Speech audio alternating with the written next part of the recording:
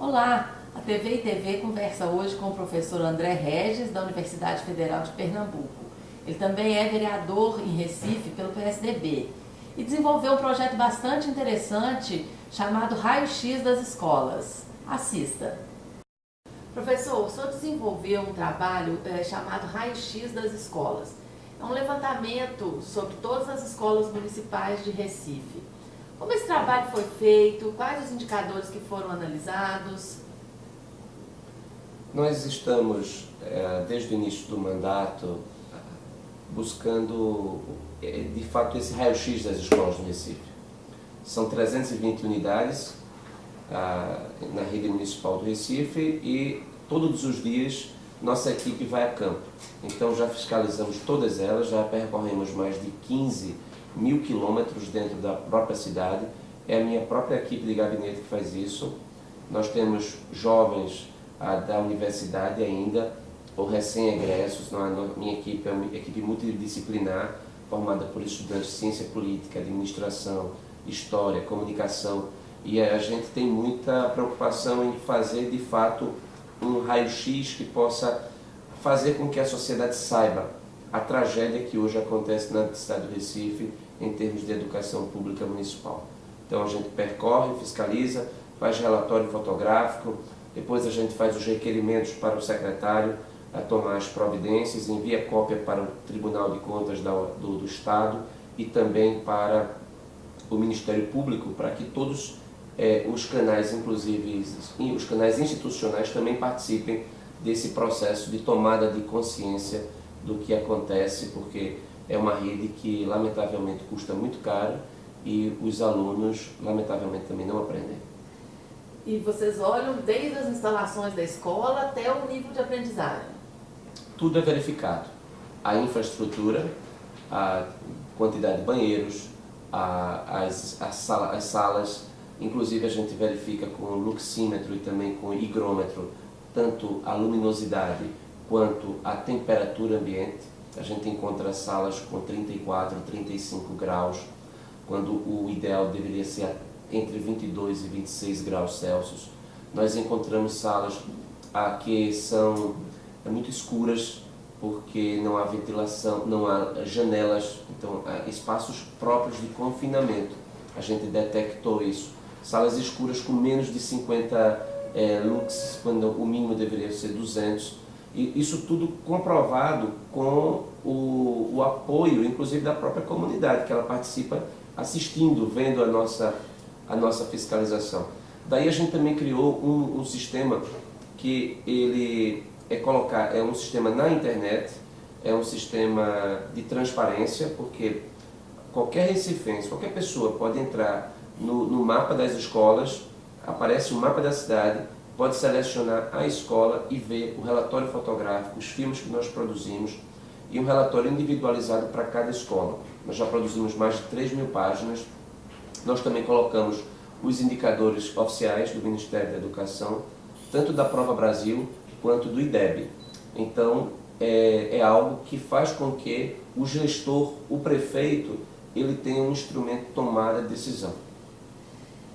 E o senhor já disse que, infelizmente, o nível de aprendizagem não é bom. Quais foram os resultados que vocês obtiveram por enquanto? Os resultados, nós já, no primeiro momento, o que tem acontecido é que a Prefeitura tem agido sempre, a partir do momento que a gente faz a denúncia, a Prefeitura até tenta fazer os trabalhos no que se refere à infraestrutura. Mas é uma rede muito deficitária, muito deficiente também. Porque ela é uma rede formada por 320 unidades, onde 80 casas são casas alugadas e que funcionam hoje como escola. Então a gente está conseguindo, inclusive, fechar algumas escolas, algumas casas alugadas que não têm condição nenhuma de funcionamento, e a gente tem visto que há um processo em curso de maior preocupação da sociedade. Isso aqui é importante. A gente está vendo que a gente consegue colocar na ordem do dia, nos jornais. Educação tem passado por um processo de reordenação na agenda pública. O debate sobre educação hoje está maior em decorrência desse processo que a gente iniciou. É interessante também colocar que nós criamos duas ferramentas de participação. O cidadão ele pode participar ele próprio fotografando a escola, ele próprio escrevendo sobre a escola, comentando sobre a escola, e ele coloca, o sistema permite isso, uma participação do usuário, da comunidade. E também eu criei uma ferramenta que chama-se requerimento online. O cidadão ele também pode fazer um requerimento diretamente à secretaria envolvida, e notado nesse caso aqui a educação, pedindo a providência para a escola do seu filho. Essas duas ferramentas têm funcionado, é uma forma também da gente trazer mais a população para resolver o problema, e isso tem sido uma forma de cooperação. A gente cria as condições da própria sociedade ela opinar sobre a escola, como ela é e como ela deveria ser. O senhor acredita que esses resultados obtidos em Recife, eles refletem a média das escolas públicas brasileiras? Eu acredito que sim. O ensino no Brasil, isso em decorrência de um indicativo internacional. Nós temos a prova aplicada anualmente pela OCDE, Organização de Cooperação para Desenvolvimento Econômico, com sede em Paris, e recentemente eu estive até lá procurando estudar mecanismos que a gente pudesse melhorar os nossos indicadores. E na prova do PISA, a prova do Brasil como um todo é muito ruim. É lógico que tem uma discrepância entre regiões, mas de uma forma geral o PISA demonstra que a nossa criança ela não sabe a sua língua materna, no caso o português, ela não sabe matemática e ela não sabe ciências. Lamentavelmente, o seu grau de compreensão da realidade fica muito prejudicado em decorrência da falta de ferramentas de abstração. Então, o que acontece no Recife é algo que acontece em todas as partes do Brasil. O ensino fundamental no Brasil tem sido uma vergonha. O fato é isso. A gente precisa acordar para a realidade que o nosso futuro está em jogo. E não dá para permanecer simplesmente com o discurso de dizer que a educação é ruim e não há uma mudança, não há uma ruptura. Se a gente levar em comparação, por exemplo, alguns países há 50 anos que não tinham sistemas educacionais bons em várias partes do planeta, como por exemplo a Coreia, o próprio Brasil, a China, a Finlândia, para a gente ter uma dimensão espacial assim bem distribuída, países que não eram ricos, não eram países potências econômicas, eram países com graves problemas sociais. Hoje, desse que eu menciono, o Brasil tem um desempenho muito aquém. Finlândia e Coreia disputam as primeiras posições. A China agora chegou com Xangai também buscando essa ponta. E o Brasil está lá atrás. Isso não é algo que nos torne assim, confiantes em relação ao nosso futuro. É um problema sério. Pois é, os gestores municipais reclamam que as prefeituras assumiram grandes encargos quando ficaram responsáveis pelo ensino fundamental. Ao mesmo tempo, reclamam que a União concedeu algumas isenções de imposto que prejudicam diretamente os municípios, porque são impostos que compõem o fundo de participação dos municípios. Pela sua experiência, há uma dificuldade de obter recursos para a educação, ou esses recursos eles são mal utilizados? Acho que as duas coisas acontecem. É lógico que todo recurso seria bem-vindo, se ele fosse bem aplicado.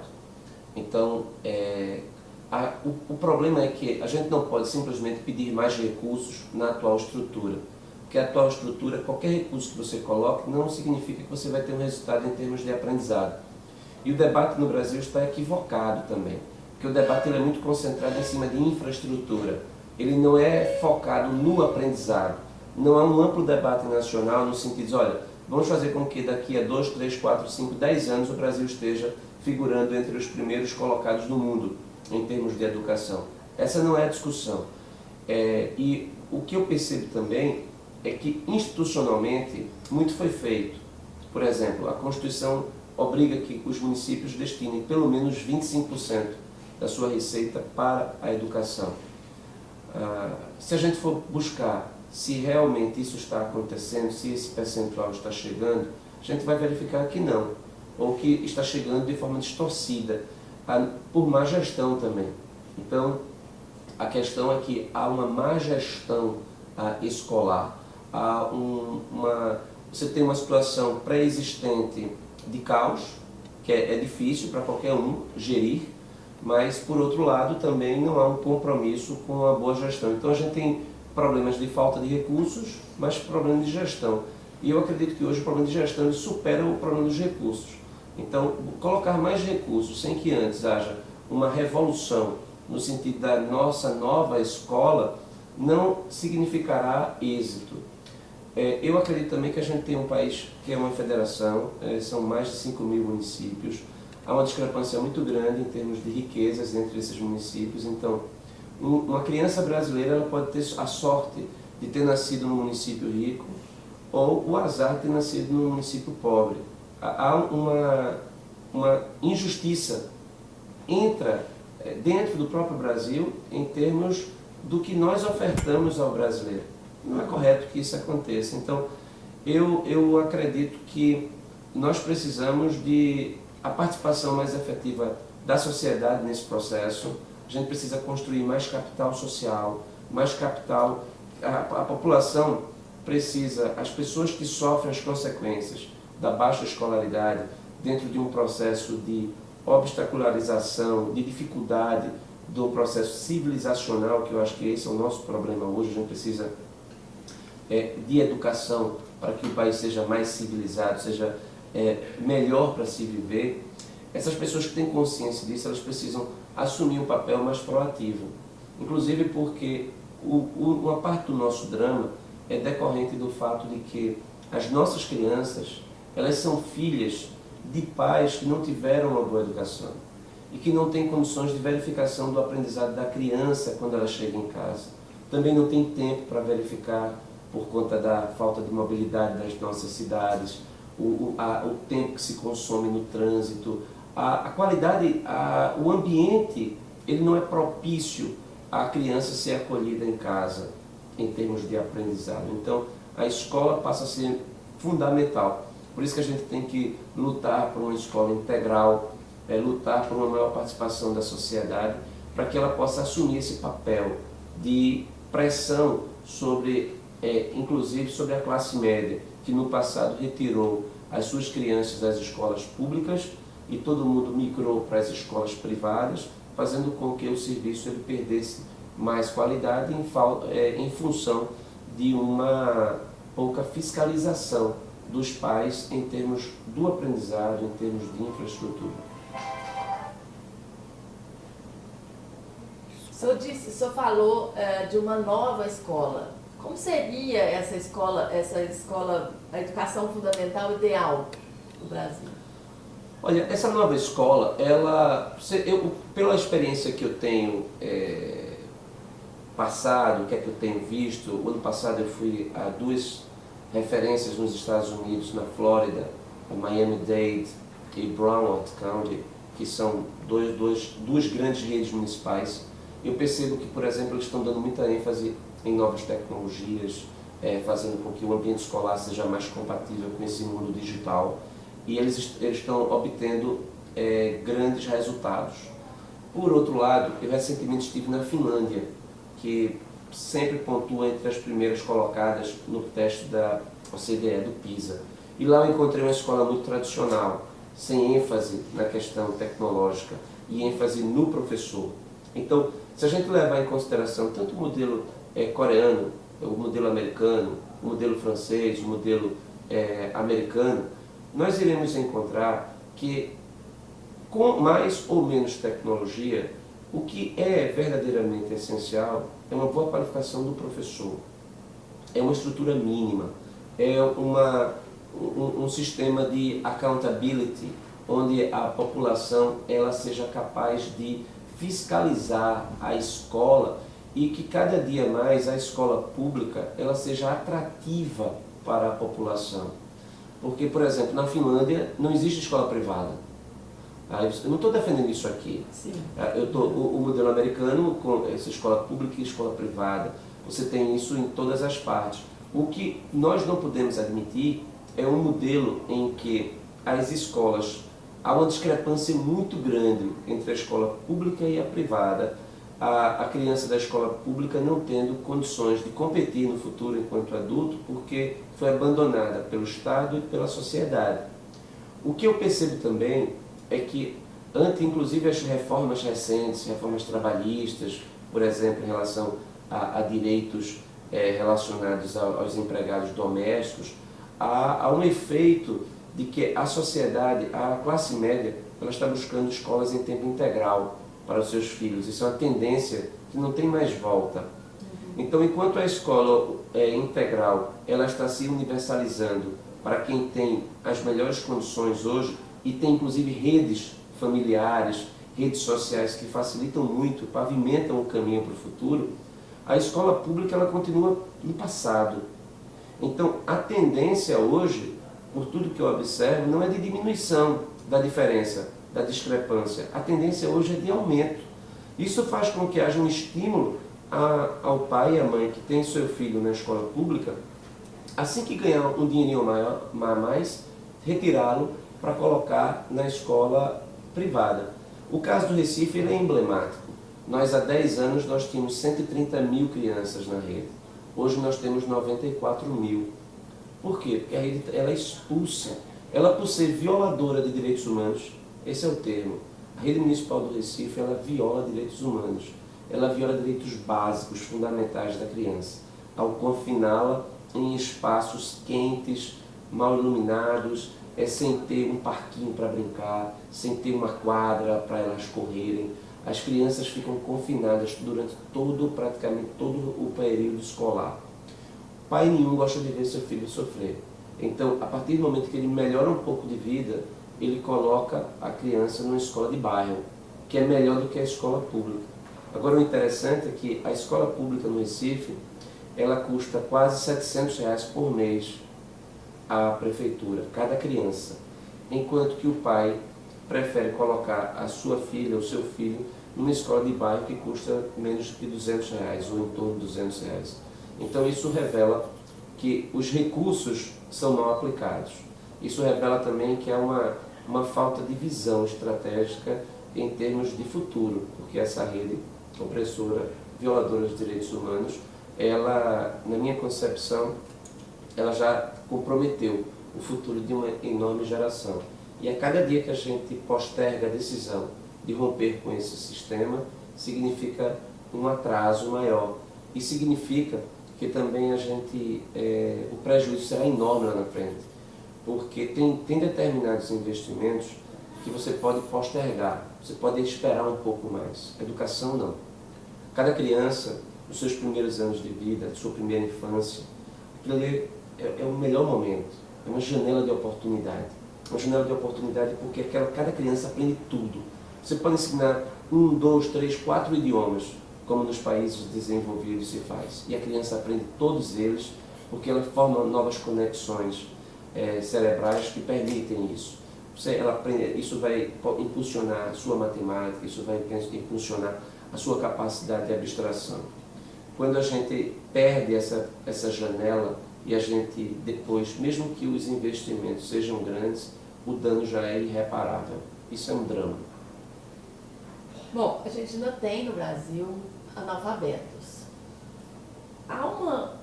Por que ainda temos analfabetos no Brasil e há uma solução definitiva para isso? Olha, o analfabetismo no Brasil é uma vergonha. Após tanto tempo, a gente não ter superado. E o índice oficial, ele ainda não reflete a realidade, porque nós temos uma quantidade enorme de brasileiros que sabem ler palavras que associam a questões concretas, como cadeira, como mesa, como uma janela, uma casa, mas não conseguem entender, quando leem, temas abstratos, como, por exemplo, república, federação, estado.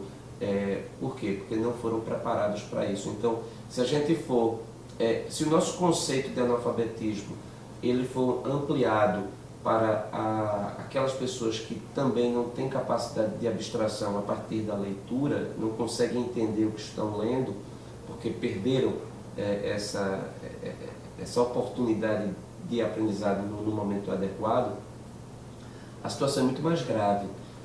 Eu acredito que a gente vive numa sociedade que não aprendeu o valor da educação, a hierarquizar o que é de fato essencial. Então é um fracasso. Nós fracassamos. A gente precisa acordar para esse fato. Fracassamos. Isso é interessante que o mundo não vê isso como um fracasso, muitas agências internacionais, porque nós melhoramos em relação a nós mesmos.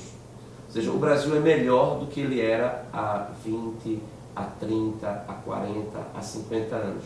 O processo tem sido de melhora constante, mas a uma velocidade muito inferior àquela velocidade obtida pelos países que eu mencionei, como por exemplo, como a Coreia. Então, é preciso que o próximo presidente da República, que eu acredito que é questão de condução, ele estabeleça um amplo pacto na sociedade, chamando a gente a refletir sobre o que é que nós precisamos fazer, porque a gente gasta tanto dinheiro com coisas que não são essenciais e a gente gasta tanto intelecto na construção de uma infraestrutura institucional para coibir tudo que não existiria com uma boa educação. A gente tem que ter Ministério Público da União, dos Estados, a gente tem Controladoria, a gente tem a Justiça Eleitoral, a gente tem os tribunais, órgãos de fiscalização, nós temos para mostrar ao mundo como é que eles devem funcionar. Mas a gente gasta muitos recursos nesse aparato para coibir comportamento do cidadão que não existiria se o cidadão fosse um cidadão bem educado. Então, é inteligente a gente gastar tudo agora na primeira infância. Gastar investimento na primeira infância é lucro certo no futuro. Pois é, o senhor disse que a primeira infância é uma janela de oportunidades. Uma criança sem escola, ela tende a ser ou ela será um adulto mais dependente do Estado, dos programas de assistência social? Sem dúvida, sem dúvida. Quem é educado prospera. Todo mundo que é educado, que tem uma boa formação, vai viver do seu trabalho, vai prosperar e vai contribuir com o esforço coletivo na construção de um novo país. Educado, civilizado, seguro, com uma boa infraestrutura. Quem não é educado, quando chegar na vida adulta, vai ter dificuldade de conseguir um emprego. E esses subempregos também, que nós temos muito em quantidade hoje, eles tendem a diminuir. A cada dia, os empregos vão requerer mais abstração. Então, o que nós estamos fazendo se a gente pega o estoque hoje de crianças na rede pública municipal, espalhados pelo Brasil, e a gente pega o IDEB e a Prova Brasil com referência, todos os que estão expirando com notas abaixo de 5 no IDEB, que é a maioria, você pode ter certeza que esses serão adultos com uma dificuldade enorme de conseguir um emprego. Como terão dificuldade de conseguir um emprego, vão precisar de ajuda do Estado.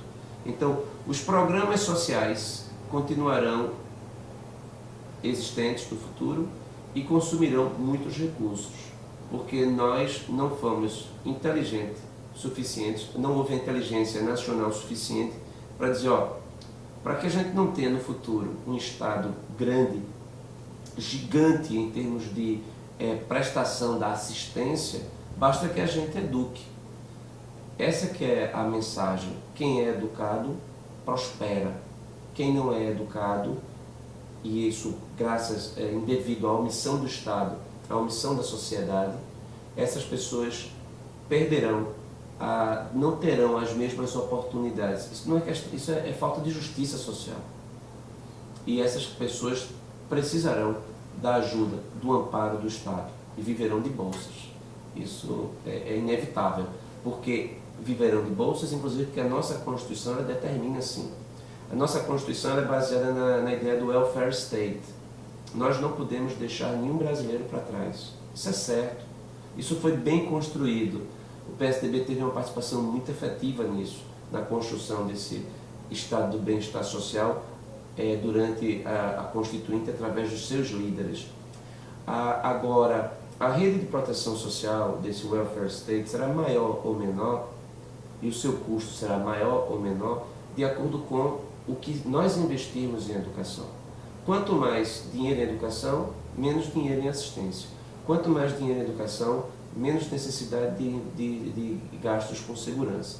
Quanto mais educação, mais cidadãos trabalhando, produzindo, pagando tributos, fazendo com que a gente tenha um país melhor. Eu acredito piamente nisso. Bom, eu conversei hoje com o professor André Regis, ele é vereador pelo PSDB de Recife e desenvolve um projeto bastante interessante que se chama Raio-X das Escolas. Se você quiser saber um pouco mais sobre isso, vá até o site dele, www.andreregis.com.br. Professor, muito obrigada e você até a próxima.